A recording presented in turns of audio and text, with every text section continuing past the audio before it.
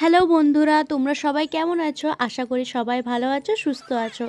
আমার নতুন blogging channel শুরু করব, তার জন্য বড় মার আশীর্বাদ নিতে গেছিলাম। তো দেখো, ট্রেন থেকে নামার পর এই দিদিভাইটার সাথে এই দুর্ঘটনা ঘটে গেছে।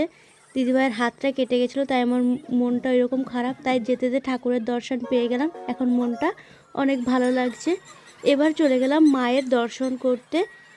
আজকে মঙ্গলবার ছিল, তার জন্য মন্দির অনেক ভিড় ছিল। মায়ের দর্শন হয়ে গেছে, এবার বেরিয়ে চলে যাব একটুখানি গঙ্গার দিকে। তো বন্ধুরা, তোমাদের যদি ভিডিওটা ভালো লাগে তোমরা প্লিজ আমাকে একটা কমেন্ট করবে, আমি তোমাদেরকে লং ভিডিওটা আপলোড করে দেব।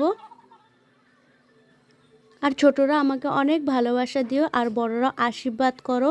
দেখো, গঙ্গার পাড়ে আমরা একটুখানি ঘুরছিলাম, এখানে একটুখানি ক্যামেরা বন্দি করে নিলাম এই জাহাজটা ছাড়ার সময়। এবার বাড়ি ফেরার পালা।